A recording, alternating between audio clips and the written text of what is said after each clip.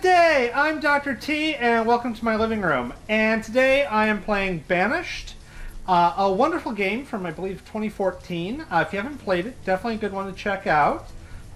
If you're in for a fairly decent, I won't say really hardcore, but definitely a survival game, city building survival, great. If you're learning a little bit more city building, not quite so hardcore survival, get a few mods. The dairy mod and the coal burner mod, or charcoal burner mod, are wonderful for lightening it up just a bit. And modding is very easy with this game. But the reason I'm jumping in, not just to talk about modding, but I want to talk about one of the features of the game. This is present in the vanilla version, which is keep my people happy as they're walking around doing what they need to do. One thing I'm going to have to provide them with is a varied diet. And if you're looking, I've got some fields out over here. So I got a pepper field here, I've got a potato field, a bean field. This will, once it's produced, that'll be a pumpkin field. My little cabbage field. I need probably more cabbages. And my wheat field. But of course, it's not just plants. I've got some sheep, cows, chickens, fish, and whatnot. And so this game does simulate real life, at least to some degree, by requiring for people to be happy and healthy, them to have a varied diet. Which, of course, we all like variety in our life, variety is the spice of life and all.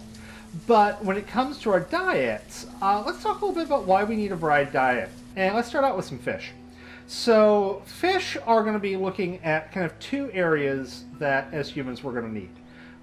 When I use the term essential with respect to biochemistry, this is usually, the essential oils are a completely different story, but usually these are going to be nutrients that your body needs to function, but it doesn't manufacture. So if I look at a fish, or actually, since this is medieval, I could really look at any of my animal products. So the mutton, the beef and dairy, or even my eggs and, wrong button. Eggs and chicken, these are all going to have a variety of essential fats and essential amino acids. So let's jump into the fats. When we talk about fats, we can call them saturated or unsaturated. Saturated fats have a fatty acid, it's just carbons and hydrogens all the way down. Unsaturated fatty acids are basically the same, except for two of the hydrogens have been removed and replaced with a double bond. And thus you have an element of unsaturation. In theory, you could put more hydrogens on there if you wanted to cram them on.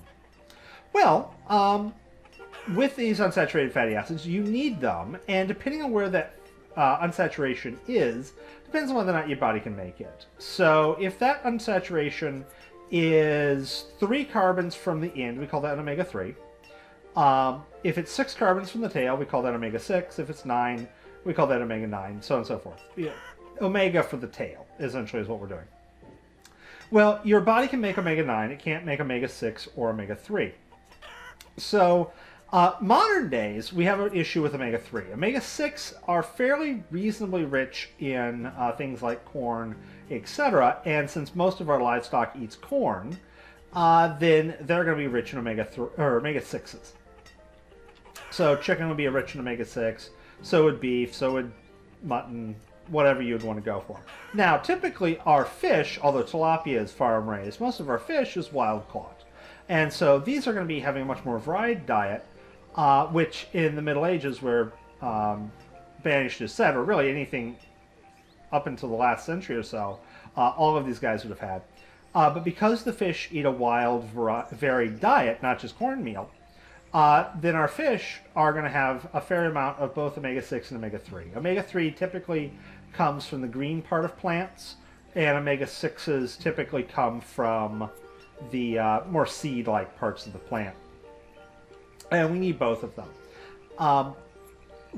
Usually it's hard to get them from the plants themselves, especially the omega-3s. You need them to bioaccumulate, so you can get them nice and a rich amount. That's it. I mean, you can still do that. Depends on what your oil you're consuming. So you can use certain plant oils, and you can get a fairly decent amount of omega-3 and omega-6s. Now, the other thing that you want to deal with is protein, or actually not really protein. We like to say protein, but in reality, protein is not the issue. In reality, what we're really dealing with is amino acids. So there's about 20 or so standard amino acids. Depends on how you define standard. Hey, look, I got a boat coming. I can trade with that one. And with these 20 or so amino acids, our body can make roughly half of them. But the other half we have to get. So they are essential amino acids. Now, if I zoom over, and I don't think the resolution's in the game for this one, but if I was to look at something like this wheat, this is going to have proteins in it. It's predominantly carbohydrates, which typically is a fairly large part of our diet because it's very easy for our plant to make it. Well, I think the plants are more or less equivalent for, video game calories. If we were to look at calories per acre for, say, that wheat, or especially this potato over here, carbohydrates are easy for the plant to produce. These would be loaded with carbohydrates. So lots and lots of calories. Oh, I can make that some pumpkin. But over here with my peppers, this would be a much lower calorie density. Speaking of which, I think I've got a boat I need to address. Already got pumpkins. Okay, there goes that book. So we're able to get a lot of calories out of wheat or potato or starches, and typically we enjoy those. We like the nice amount of calories. But they will still have proteins, especially the wheat. Wheat, of course, has gluten, which is a protein. The problem with that is that its blend of amino acids doesn't match the essential amino acids we need. Now, if I'm going to eat some beef, like these cows over here, or some mutton like those sheep, or even some eggs or chicken that I've got off my screen, those animal products do have the blend of amino acids we need. We're very similar protein structure to a cow or a sheep or whatnot. Whereas, wheat's a very, very different thing. Now, somewhere around here I got a bean field. Yeah, so I got a bean field. And one of the interesting tricks I can do, and I don't know if this game will actually let me do this. I don't think it will. One of the tricks I can do is if I don't have the essential amino acids from a meat source or a dairy source or whatnot, I can blend them. So wheat has one blend of amino acids, but it's light on a couple of amino acids that I need. Beans have a different blend. So a lot of your legumes, so beans, peanuts, that kind of stuff. And these are going to have a different blend, so it's not going to be complete either. But if I mix the two, so a grain like wheat or corn or whatnot, and a legume like a bean or so, then I can get the amino acids I need. So I can get a nice blend. Okay, so we looked at two things. One is dealing with amino acids, and the second one is dealing with fatty acids. The other one I'm going to typically want to look at is small molecules that I need. These would be in the category of micronutrients. So macronutrients are things you need lots of, over a gram a day, and that would be things like your essential fatty acids and your essential amino acids, as well as just, calories. But when it comes to micronutrients, that's where a lot of these plants are really going to shine, like the peppers, somewhat the potatoes. They're on the outside of the potato mostly, but definitely things like the cabbage. Is these are going to have quite often a lot of small molecules that our bodies need, and these would be our vitamins. So these are going to be relatively small molecules. Most of them are utilized by enzymes and converted into cofactors, which are kind of tools that enzymes use to help them get their job done. And as such, we can't make them. We have to acquire them from a food source, and most of them are going to come from various plants, especially the greenish parts of the plant, although not always. So cabbage, great source, tons of vitamin C, which is ascorbic acid. It's used by the enzymes that make collagen, which is the connective tissue in your skin. Of course, the peppers are going to be loaded with it. Even the potato is going to have a fair amount of it.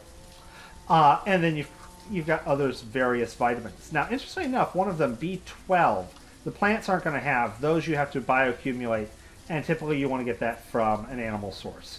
Nowadays, you can get supplements that are just grown from bacteria. It's manufactured by the bacteria. It lives in the animal's gut. The animal bioaccumulates it. There are ways around it if you're eating vegan.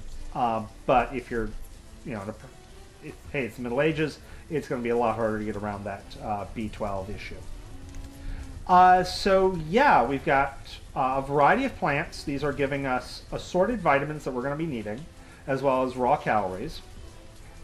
And then meat, dairy, and of course, some fish, which is, it's meat. I never got why fish wasn't meat, but fish is meat. It's an animal. It swims.